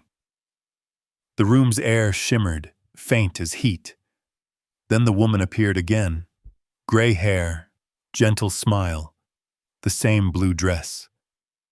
"You've done well," she said softly. "You kept the room alive." "I don't want it," I whispered. "I just want it to stop." "It never stops," she said. "It just trades names." She stepped closer. Her hands were cold and soft as she placed the pen back into mine. "Sign here, so the next one can find their way." I don't remember leaving the attic. When I woke up, morning sunlight filled the living room. My phone buzzed with a notification. New review received, 5 stars. Beautiful host, kind eyes. The Blue Room is exactly as she described. The listing is still live. I tried again this morning. It shows me as the host, smiling in a new photo taken from inside the Blue Room. But I haven't been upstairs in weeks. Tonight I got a booking request from someone named Blue Guest 73. The message said, "I'd like to meet the woman who welcomed me last time." They told me it would be an easy shift. Just a 79-year-old man on home hospice, lung cancer, final stage. Comfort, care only. The family had already said their goodbyes, and the nurse I was relieving said he was peaceful. Peaceful is never the word I trust. The house sat on the edge of town, a wide ranch with brown shutters and one porch light that flickered like it was out of breath. I parked, grabbed my kit, and stood there a moment before knocking. There was something about the stillness, too complete, like the house itself was holding its lungs. His daughter answered. Pale, exhausted, polite smile. "You're the night nurse?" "Dad's resting. He doesn't talk much now, but sometimes he reacts." I nodded. "That's normal near the end." She left around 10, thanking me 3 times, like she didn't believe she'd see morning. I settled in, checked the morphine pump, steady, monitored vitals, weak, thready, but expected. I sat by the bed and listened to the soft rasp of his breathing. The clock ticked once for every exhale. Midnight passed quietly. I charted his pulse. 48 BPM, shallow but consistent. The room was warm, too warm. I lowered the thermostat a few degrees. The hum of the vents filled the silence like static. Then something whispered through that static. Soft, indistinct. I thought maybe the daughter had left a TV on somewhere. I got up to check. Every room was dark. The whisper grew clearer, coming through the vents, not the walls. It was a voice, faint, rhythmic. Stay awake. I froze in the hallway. The air from the vent brushed my skin, warm and wet, like a sigh against my ear. Back in the bedroom, the old man's eyes were open, cloudy, unfocused, staring straight at the ceiling. "Mr. Hayes?" I said softly. His lips moved, barely a whisper. "Not yet." Then his monitor beeped, heart rate spiking from 48 to 80, then a flat tone. I rushed to his side, checked pulse, nothing. Breath gone. I called it in, time of death 12:41 a.m. Procedure says you wait for confirmation of a systole for 2 full minutes. So I did. Watched the monitor. But after 60 seconds, his chest rose again. Not a twitch. A breath. The flat line changed to a faint rhythm. Slow. Deliberate. I stared, my brain catching up to the impossible. I should have checked the machine, assumed malfunction, but the air around me changed again. The house inhaled, the vent hissed, and the old man whispered, "It's not me." I stumbled backward, knocking the chart to the floor. His eyes rolled toward me, wide, terrified. He looked like someone who'd just remembered something awful. Then the whisper came again through the vent, the same voice, only closer now. "Stay awake." The morphine pump clicked once, though I hadn't touched it. The monitor beeped twice and steadied, heart rate 52 BPM. The man turned his head slightly and said in a voice dry as sand, "She doesn't like it when we rest."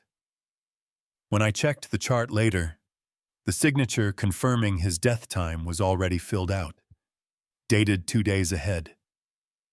I tried to rationalize what happened. Faulty monitor, power surge, reflex breathing, anything. But reflexes don't last 20 minutes, and they don't whisper. By 1 o'clock a.m., Mr. Hayes was asleep again, if you could call it that. His chest rose and fell, but there was no rhythm, no effort, just a house breathing through him. Each inhale came with a faint vibration in the floorboards, like the foundation itself had lungs. I wrote my notes slower than usual. Patient resting comfortably. The sentence looked ridiculous even as I typed it. The vents murmured again, too soft to understand. Then something odd. The morphine pump adjusted itself. The dosage window blinked 1.3, 0.8, 0.0, then reset. The machine clicked once.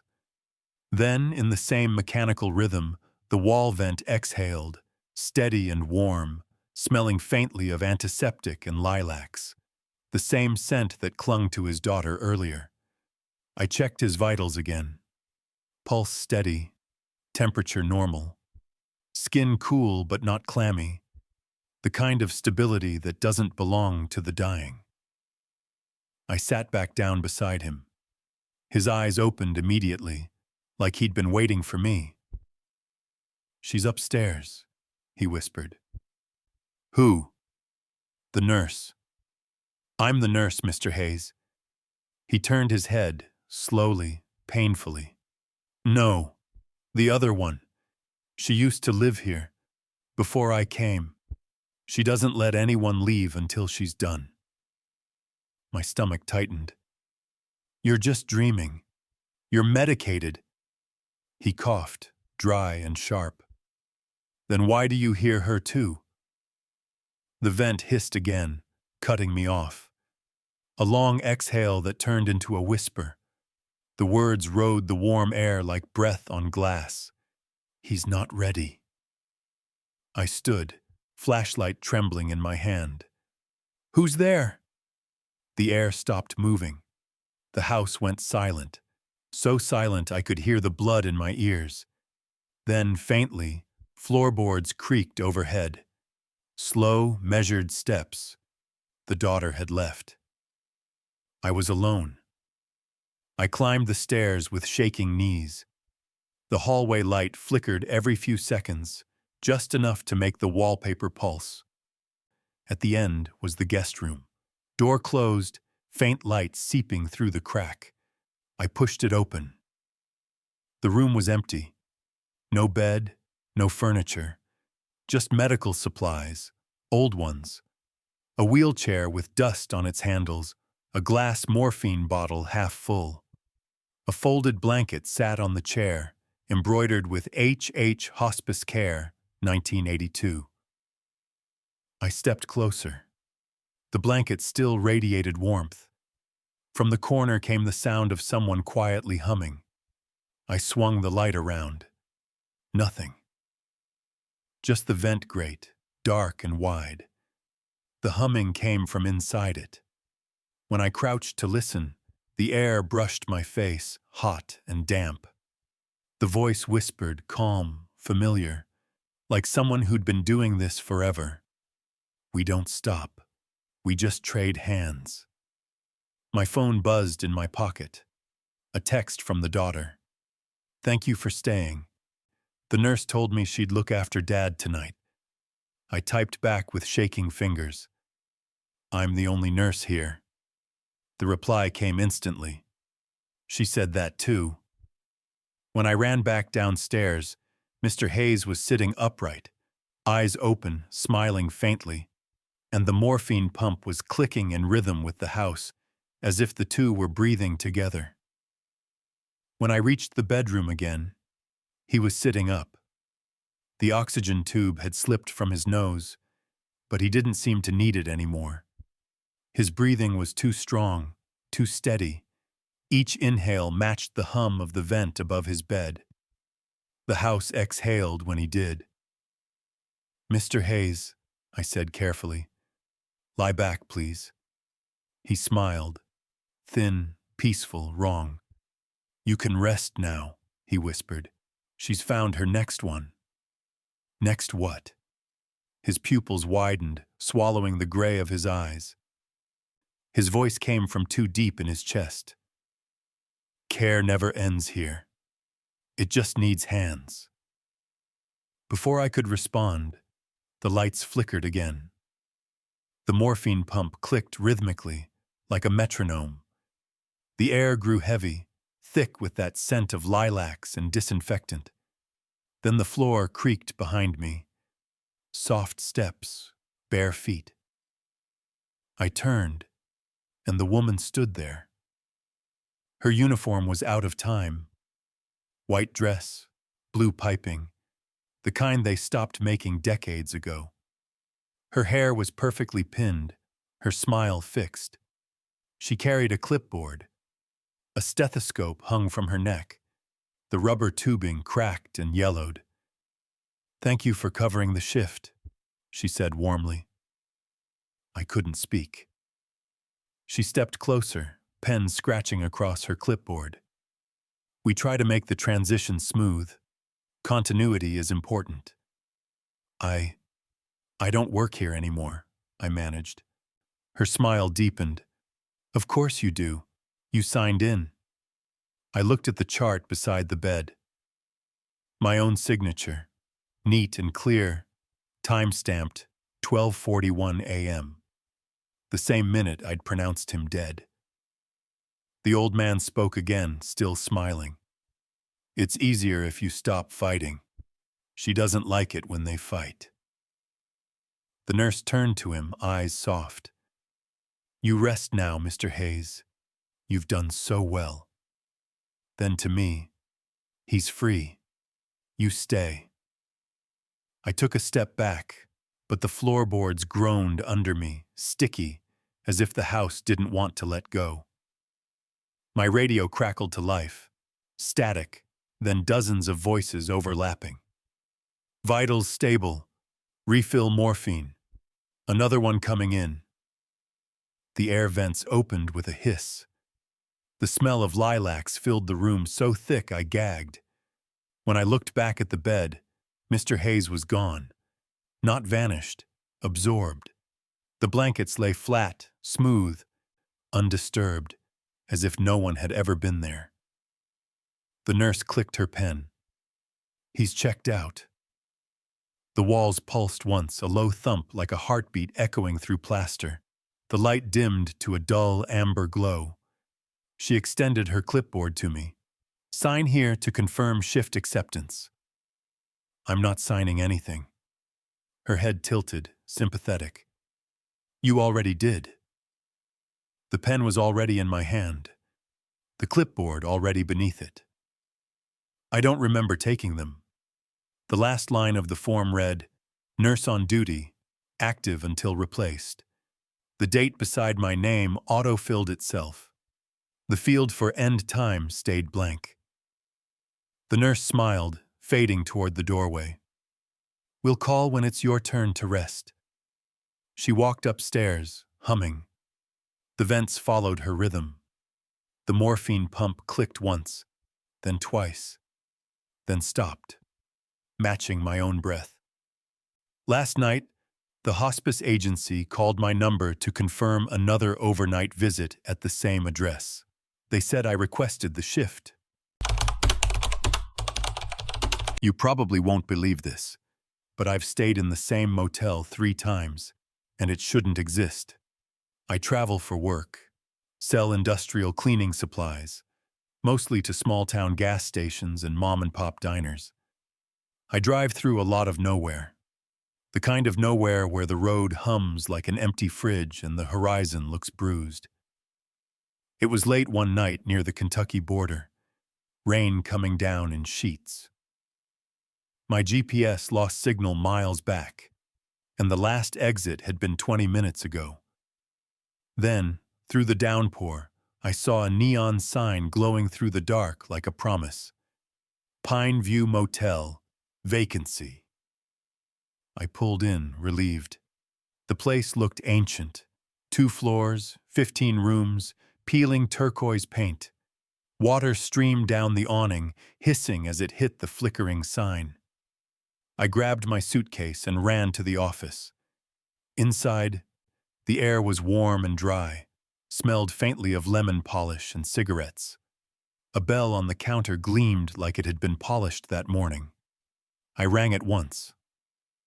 A woman appeared from the back. Maybe mid-50s, hair in a bun, smile too practiced. Rough night, she said. Yeah, I said, dripping on the linoleum. Didn't think I'd find a place open this far out. Oh, we open for travelers who need it, she said. Just one night? Yeah, just one. She slid a key across the counter. An actual key, brass, with a faded leather tag, room 7. When I reached the door, the lights flickered. My room smelled faintly of old soap and rain. I kicked off my shoes, flipped the TV on static, and lay down. The rain softened, then stopped. The silence was heavy, absolute. A soft knock came at the door. I froze. Another knock, gentle, rhythmic, like someone testing the wood. I checked the peephole. Nothing. Then I noticed the key on the nightstand. The tag didn't say room 7 anymore. The ink had smudged and reformed into room 8. My chest tightened.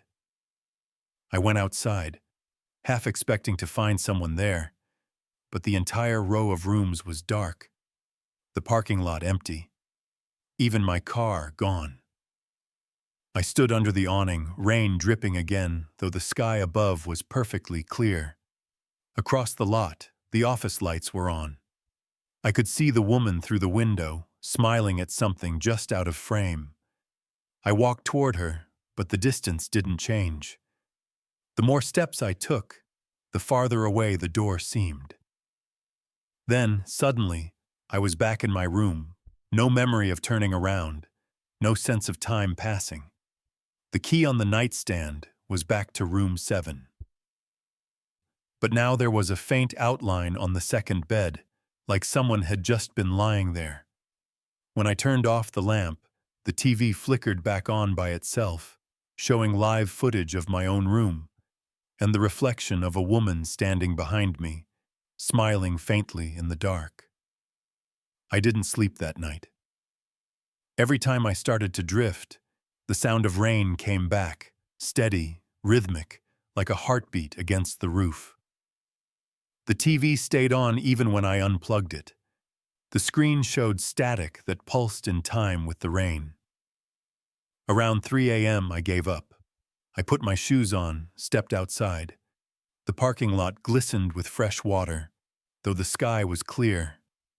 Across the street, the woods looked black and endless. And somehow, there were footprints, bare ones, leading from my door straight into the dark. When I turned back toward the office, the neon sign flickered. Pine View Motel, vacancy, blinked twice, then half the letters went out. The word view disappeared. The sign now read, Pin Moat, vacancy. The office door was unlocked. The counter bell still gleamed, a small light under the flickering fluorescence. But the ledger, there was no computer, just a handwritten guest book, was open to a fresh page. At the top, checked in, room 7. Underneath, another line in identical handwriting, checked out, room 7. And then, a third, checked in again. I flipped through the older pages. Every single entry had the same 2 names, over and over, mine and the woman at the desk. The last date written was 3 days from now. Something moved in the reflection of the office window. The woman stood behind me, silent, her smile too soft to be real. "You found the book," she said. I turned slowly. "What is this?" "The record. We keep track. No one likes to leave without checking in first." "I never came here before." Her head tilted. "Are you sure?" She stepped closer. Her reflection didn't follow.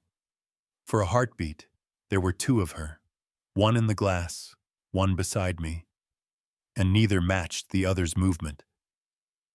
I stumbled backward, knocked the bell from the counter. It hit the floor with a dull, wet sound.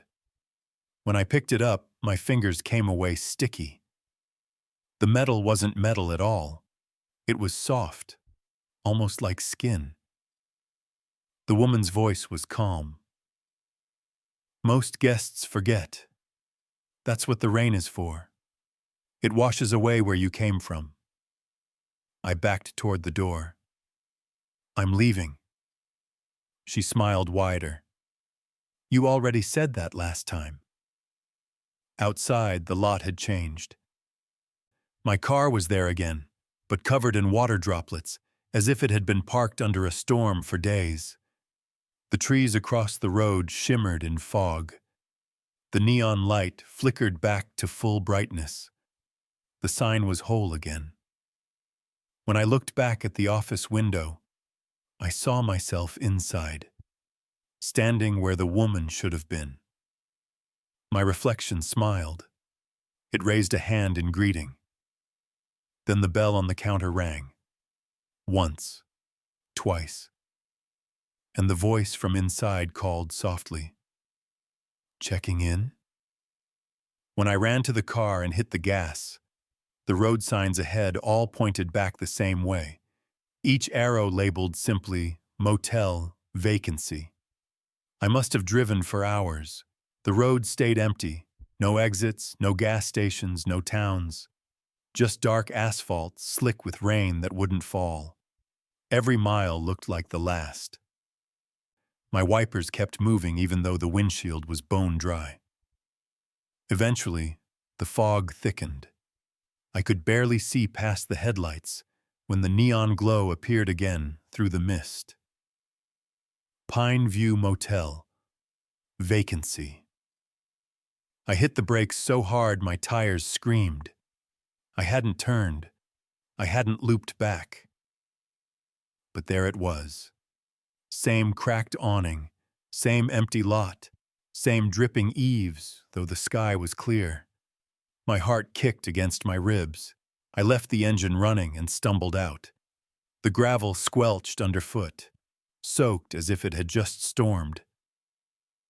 "Hello?" I shouted. My voice echoed, but it didn't sound like my voice. More like something recorded and replayed from somewhere behind me. The front office light was on again. The bell sat on the counter, clean, dry, waiting. I didn't want to touch it. But the door behind the desk opened before I could move. The woman stepped out, same gray dress, same too polite smile. "Rough night," she said again, word for word.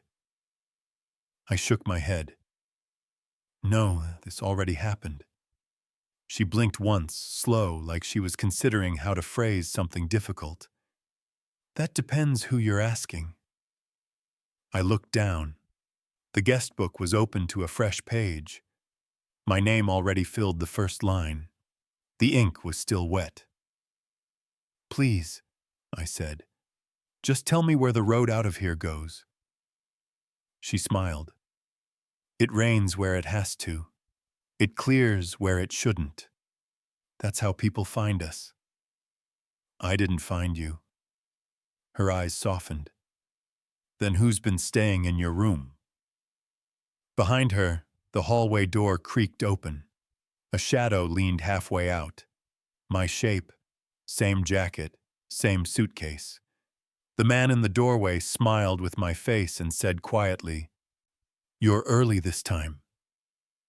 The air pressure dropped. A faint rumble like distant thunder rolled through the building. The rain started again, not outside but inside.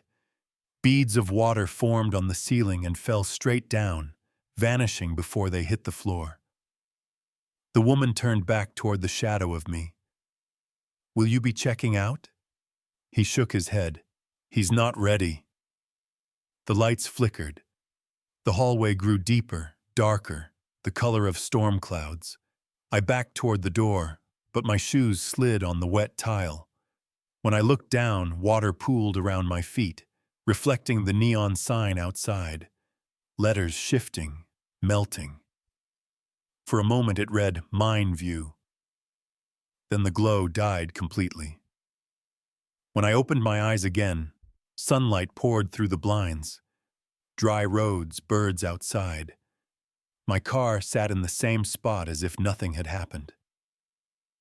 I laughed, half relief, half hysteria, and checked my phone for the time. 6:12 a.m. My GPS reconnected. It said I was 40 miles past where I'd stopped the night before. Except there was a key in my pocket. A brass tag with the number 7, slick with rainwater. And when I started the car, the radio crackled to life. Soft static, then the familiar voice of the motel woman. "Rough night?" It's been 3 months since then. I checked my banking app this morning. Airbnb just deposited $84,013.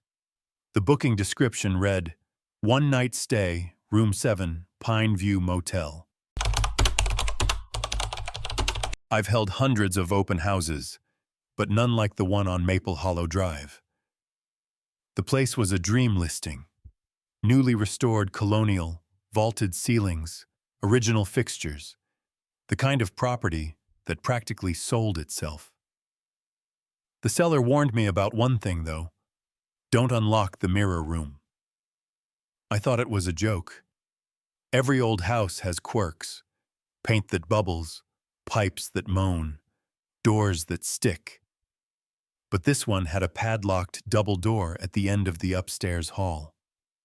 "Storage, he said. "Nothing worth showing." On the day of the open house, sunlight poured through the bay windows like melted gold. I brewed coffee, arranged the flyers, straightened paintings. At noon sharp, the first guests arrived, a young couple, friendly, laughing. They loved the kitchen, loved the hardwood. Then the husband noticed the padlocked doors upstairs. "What's in there?" "Storage," I said automatically. He rattled the handle. The metal lock was old but solid. "Weird place for storage. You can see light coming through the crack." I froze. Light? I hadn't turned anything on in there. After they left, curiosity won. I went upstairs, coffee in hand, and crouched near the door. Faint light shimmered through the gap beneath it. Cold, silvery, like moonlight underwater. I pulled at the handle. Locked. Of course. But when I straightened up, my reflection in the doorknob blinked. I jumped back, spilling coffee down my shirt. My reflection didn't move this time. Frozen, mid-expression, eyes still wide. That was my first real moment of fear. I grabbed the keys from my bag and flipped through them, praying one would fit. The third did.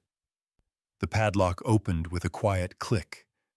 The room beyond was lined wall to wall with mirrors, floor to ceiling, every surface reflecting every other. 1,000 versions of me staring back. In the center stood a single armchair and a tall antique mirror framed in black. I should have closed the door. Instead, I stepped inside. My reflection in the black mirror smiled before I did. The air pressure shifted, so subtle I only noticed when my ears popped. My reflection's head tilted. Mine didn't. I reached up to mirror it, but it stayed still, grinning.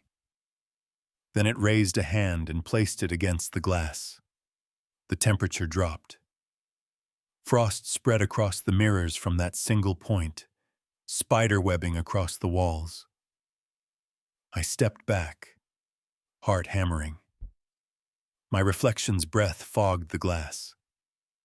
Mine didn't. Then it spoke. Softly, cheerfully. "Welcome to the showing." When I ran for the door, my reflection was already there waiting, holding the knob shut from the other side. With my same hand, same ring, same terrified smile. I don't know how long I stood there, staring at myself through that frost-covered wall. The mirror version of me, same suit, same hair, same stain from the coffee spill, just stood on the other side of the glass, smiling like we'd rehearsed it. "Who are you?" I whispered. Her lips moved the same way mine did, but her voice didn't come from the mirror. It came from the room. "The one who sold before you." I backed toward the door, hand groping for the knob. My reflection stayed put. "This isn't funny," I said, louder. Her head tilted, not quite human. "You opened the listing. That's the rule. Every open house needs a closer." I rattled the knob. It didn't move. My reflection lifted her hand to show me why. On her side of the glass, she held the key. My key. She pocketed it and stepped out of view. The mirrors shimmered like water catching light. Faces appeared in them. Men, women, even a child. All dressed differently, all with that same polite real estate smile. Their reflections layered over mine, like a crowd pressed against invisible glass. The air went still. My breath came out in fog. Then the house phone rang downstairs. A single sharp tone cut through the silence. I bolted down the stairs, heels clacking too loudly on the wood. The phone was an antique rotary model staged for aesthetic. Unplugged, decorative. It kept ringing anyway. I picked it up. "Showing confirmed," a woman's voice said. Calm, professional, identical to mine. One interested buyer is viewing upstairs. I'm upstairs, I snapped. Exactly, she said. Click. The line went dead. The air grew dense again. The mirrors upstairs began to hum, a low vibration you could feel in your teeth. I ran back up, heart pounding. The door to the mirror room was open now. The chair in the middle had turned to face me. Someone was sitting in it. Me. No reflection this time. Me. Or at least something wearing me. She smiled. You can go now. I'm already here, I said. That's what the last one said, too. The frost on the walls began to melt, dripping like rain. Each droplet hit the floor and vanished. The air shimmered with faint voices, sales pitches, laughter, offers accepted and rejected. I stumbled backward, tripping over the threshold. The door slammed shut between us.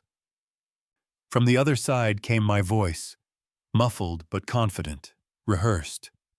Welcome in. Isn't this space just gorgeous? Someone else laughed, a man's voice. Footsteps, another open house. I screamed and threw myself at the door. The wood didn't budge. I pressed my ear to it. She was still talking, touring the house, complimenting the crown molding. The crowd behind her murmured approval. Then I heard one of the buyers ask, "What's in that room?" And my voice, the one inside, said smoothly, "Oh, that's just storage. Please don't open it." When I looked at the mirror on the hallway wall, I saw her standing where I was supposed to be, fixing her hair, smiling perfectly, while I screamed soundlessly from the other side of the glass. I don't remember sleeping, only watching. Days blurred together on the other side of that glass. The reflection me, the one who'd taken my place, kept showing the house like nothing had happened. Every weekend, a new family. Every showing, the same smile. Sometimes, when the light hit just right, I could see others trapped behind the deeper mirrors, faces faint as dust, moving when I didn't. They weren't dead, just waiting. The house whispered constantly. Not words, just approval. The kind of low hum you hear at a well-attended open house when everyone's impressed. It wanted buyers. It always did. And then one night, the glass rippled again. The chair turned toward me. The other me, the agent, sat down, clipboard in hand. She was glowing faintly, the light bending around her. "Do you know why they never buy?" she asked. Her voice echoed twice, once from the air, once from inside my chest. "No one can afford this place," I said bitterly. "Not if it costs what you took." She smiled. "It doesn't cost. It trades." "What does it want?" She tapped her pen thoughtfully. "Representation. A house can't sell itself, but it can keep its best agent." The air rippled again, heat and light folding together. Behind her, the mirrors shifted, showing flashes of other rooms, other decades. I saw men in 1940s suits, women in 1970s blouses, all of them talking to invisible clients. Every reflection glowed with that same calm smile. "You can leave," she said suddenly, "if you close the sale." My heart thudded. "What sale?" She gestured to the door behind me. "Someone's coming." And they were. Footsteps echoed down the hall, heels on polished wood, soft voices. The open house again. The door swung open, and sunlight flooded the mirrored room. A couple stepped in, blinking, holding brochures. "Wow," the woman said. "It's beautiful." I recognized them. the same couple from my first showing. The reflection me stood to greet them. "Welcome in," she chirped. "This room is very special." Her eyes flicked to me, hidden in the mirror's surface. "Would you like to see it?" she asked them. The husband frowned. "See what?" "The mirror." She turned the black-framed mirror toward them, angling it perfectly. My face appeared beside hers, pale, desperate. The couple gasped. "Unique feature," she said smoothly. "This mirror remembers every owner who ever lived here, including you, once you sign." I felt it then, the pull, like water dragging at my legs. The mirror was offering me the same trade she'd made. I didn't think. I grabbed the handle from my side, felt the glass burn under my palm. The reflection splintered. The sound wasn't a shatter, it was applause. Light poured through, blinding. When it faded, I stood in the hallway, free. The other me was gone. The buyers stared, confused but unharmed. The next week, the house sold, full price. I closed the deal. I smiled for the photo. But every mirror in my apartment now reflects that same black frame, faintly behind me. And sometimes, in open houses, I catch my reflection walking off without me, carrying her clipboard, showing someone else around. The agency just gave me another new listing. Different town, same architecture, same address number. The notes say, "Storage room upstairs, keep locked."